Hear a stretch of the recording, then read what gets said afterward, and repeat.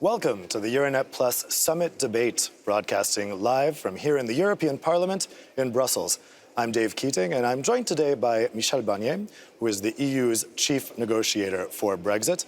I'm also going to be joined by our network of radio journalists from across Europe who will be asking questions to Mr. Barnier via video and audio links.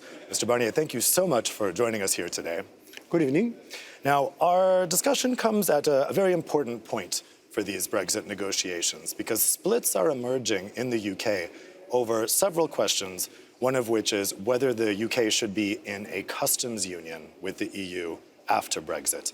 There are also questions being asked about whether the UK should join the European Economic Area.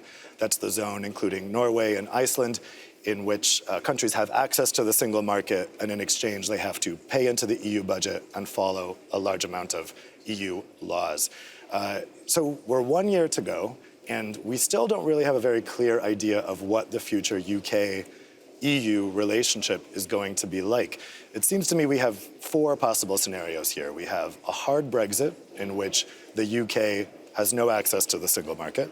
We have a free trade deal between the UK and EU, in which it has some access.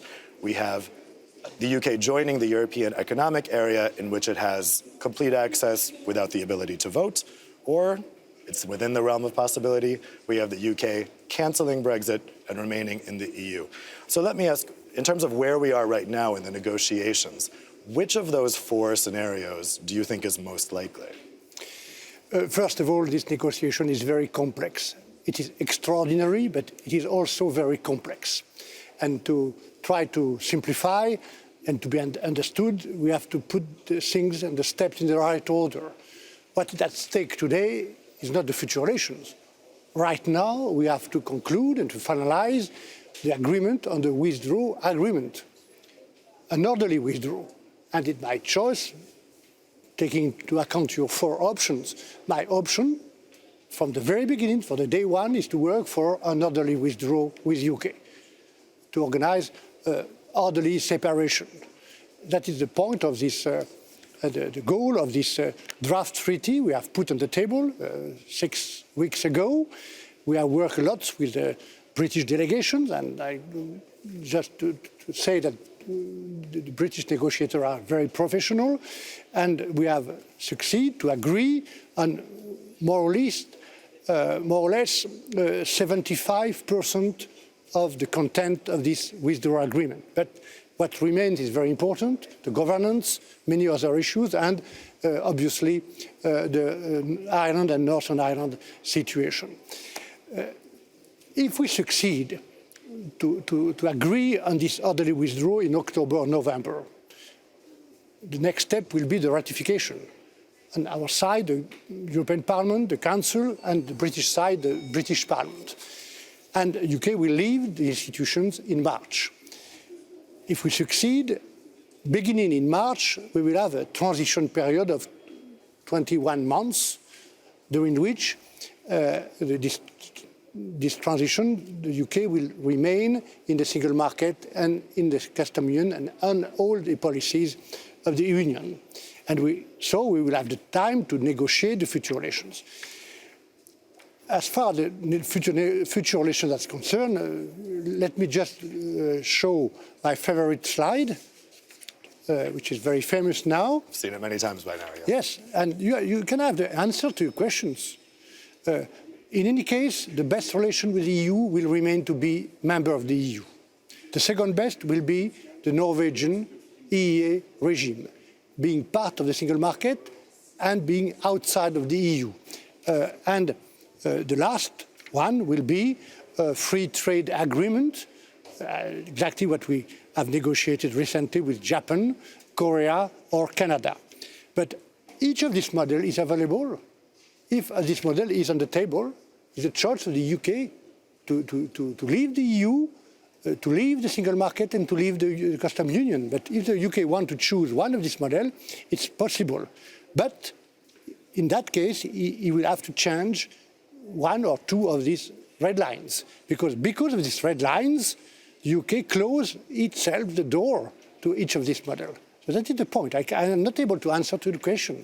I listened to debate in UK, in the House of Lords and somewhere else, but I'm not to express an opinion at this point. Now that it's being seriously discussed in the UK, though, I mean, what is your assessment about the feasibility of the UK joining the EEA?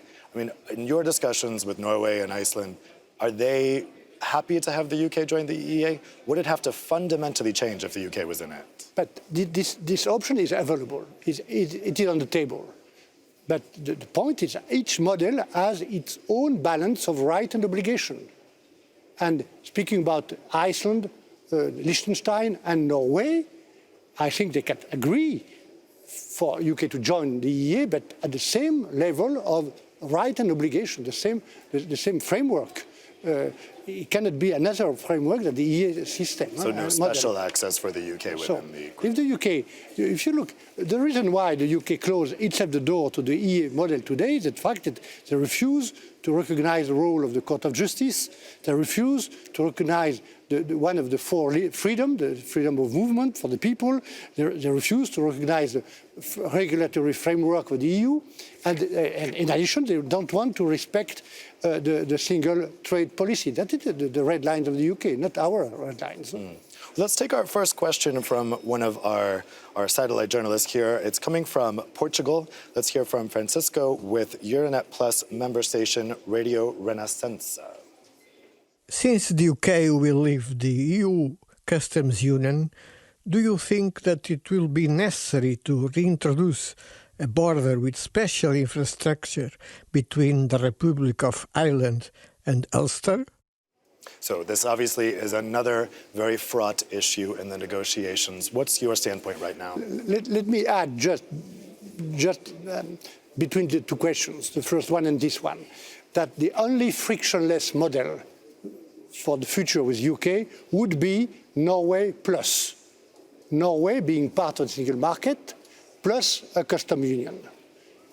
For each of the other models, we'll have the obligation to create and to implement control for the goods, for the standards, for the norms, and for the rule of origins.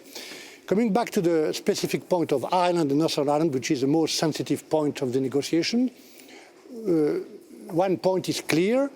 If we want an agreement of the orderly withdrawal of UK in October or November, we must have inside this agreement an operational solution for Ireland and Northern Ireland. That's a red line for the EU. It's clear. And we have proposed one solution on the EU side, which can be discussed and amended by the negotiation, but in any case we will have such an operational solution, what we call a backstop. And our proposal is clear. It is exceptional for a very unique solution, a very unique situation. It's to propose to include Northern Ireland inside our custom union. That means that we have to implement some control, and it's the only way to avoid a hard border between Northern Ireland and Ireland. And how acceptable do you think that is to the UK at this point? Having a border. It depends on the common will. I spent 2 days in Ireland and Northern Ireland a few weeks ago. 10 days ago, it was very useful and interesting meeting all the communities in Northern Ireland, in Londonderry, the business community, but also the community of young people, of women. It was very moving. And I'm sure that if we stand at the technical, operational level, we succeed to de-dramatize this situation, to avoid politics and ideology. I'm sure that what we have proposed, that could be, once again, could be amended, is acceptable by the people of Northern Ireland. Let's take our next question, which is coming from Bulgaria.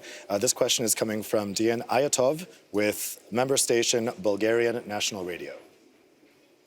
Mr. Barnier, how should the social and professional security of the EU citizens, including Bulgarians who work for British companies, should be guaranteed after Brexit? And not only in the UK, but for the outsourced British companies in the EU as well, in the high-tech, IT, human resources and creative arts sectors. This question is very important because it's clearly the proof that speaking about Brexit is not only speaking about negotiation between London and Brussels with diplomats, and it's about people, about local businesses. And so many people, in fact, 3.5 million people, among them many Bulgarian citizens, and also on the other side, 1.5 British citizens living and working in the EU. So what we have succeeded today, and it's at the condition that we succeed to ratify this treaty in beginning of next year and to agree on this treaty in October or November, is to give to all these people, 4.5 people, British and European citizens, total security on their rights. And we are speaking of the rights of these people for themselves, for their family, for the duration of their life, and including the social rights and the rights of residents. So I think we are able today to give to this question, not only for the Bulgarian citizens, a good answer, but the condition is to agree, because nothing is agreed until everything is agreed, and the real certainty for all these citizens will come with the ratification of this treaty next year, at the beginning of next year. So you're convinced that if the text of this draft is approved and goes through, you can guarantee security to these citizens? My answer is yes, for the people who have already made a choice of life today or from today until the end of the transition period planned in this agreement. That means until the end of December 2020.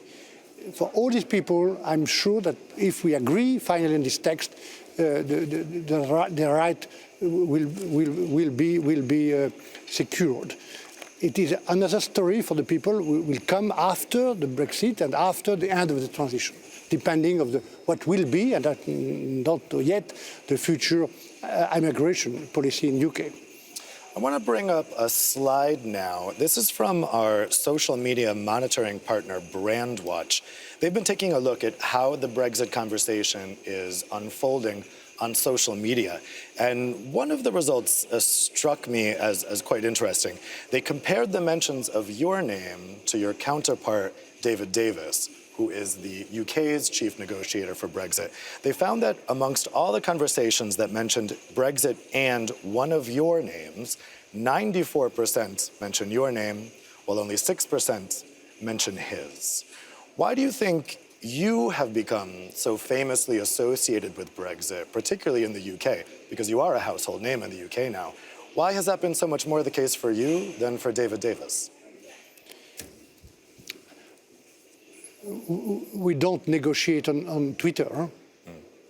Twitter is useful, even necessary, to comment, to give the keys to the citizens, to explain the different issues of the negotiations, also to use what is very important for me, the transparency vis-à-vis the citizens. But we don't negotiate on Twitter, so I don't know really the answer. But perhaps we can ask this question to David Davis. Perhaps. Well, it is a very closely watched issue here in Brussels. We're not used to seeing these types of negotiations followed so closely. Do you feel that pressure from social media, from citizens, having these negotiations so closely watched by so many people? But this negotiation is extraordinary and complex, once again. It cannot be, it must not be secret. It must be a public debate. The Brexit is a very serious issue. The fact that so many people in UK has voted against Europe, we have consequences, very serious and very important consequences for human, social, economic, financial, technical, legal consequences. But you have also lessons for the Brexit, and we have to draw the lessons. That is the reason why I want to in the name of the 27 members, and in confidence and trust with the European Parliament, to use this time for the public debate and to explain what it means to be out and what it means to be in the EU and what are the consequences, and also to try to say that we have to draw the lessons and to be clear, there is no added value to the Brexit. And until now, nobody has been able to give me the proof that there is an added value to Brexit. But there are lessons to draw to the the Brexit, and we have to build the task of the head of states and the parliament to a positive agenda to answer to the questions. Well, we can take our next question live. This question is going to be coming live from Latvia. We're going to hear from Gintz from member station Latvia's radio. Gintz, can you hear me? Good afternoon, everyone. Go ahead with your question, Gintz. Mr. Barnier, Gintz Amoliņš from Riga, Latvian National Radio. You might have heard about ABLV bank case here in Latvia. It recently collapsed after United States publicly accused it of money laundering, including links to Kremlin-friendly oligarchs. Now, one of the questions is where that money previously held in ABLV bank will go. And some say that it will most likely find its way back to Europe, and quite possibly it's going to be the United Kingdom. So the question is how to avoid that after Brexit, UK potentially becomes offshore where dirty money flows. And can EU do anything about that? I know this case, but I don't want to comment. It's not my task as a negotiator to comment this particular issue. Except that to say that other regulations in EU, including UK until the Brexit, are very important. And I, as a former commissioner for internal market and financial services, have worked a lot to rebuild the financial regulations, to draw the lessons of the crisis, and to protect what is key, our common good in Europe, which is the financial stability, including for Latvia and all the other member states. The point is, after the Brexit, to know what kind of relation we will build with UK. And if we want to have a strong partnership, and it is my goal to build a strong partnership, not only for trade, but also for internal security, external security, defense, and foreign policy, we will have to be sure that we can avoid between us the dumping. That is the questions. And so we will have to negotiate also to find the right tool for level playing field. And this point is very important, not only for the substance, for the level playing field, but for the economy. It's also important because the future relation will be translated in one or many new treaties. And be careful at the point that each of these treaties for the future relation will require the ratification, not only of the European Parliament, but the 27 national parliaments, including the parliament in Riga. That means that we have to be very careful to the condition of this debate, and to succeed until the end of the process, we have to be careful about this point of the dumping of the level playing field. We have to find the UK. Let's take our last question. This is coming from Poland, from journalist Ewa Stankiewicz from member station Polski Radio. Considering Brexit in a broader sense, some Poles are also afraid of mechanisms that may be launched by the UK's exit from the EU. It has been talked a lot about the domino effect of Brexit, which may make other countries also start a political debate about their status in the EU. So what can be done to prevent Czechsit or Frexit? Or perhaps even Italexit, considering events this week. So far, we haven't seen that domino effect. Are you confident we won't? Yes, because first of all, we must avoid the debate. The debate is democracy.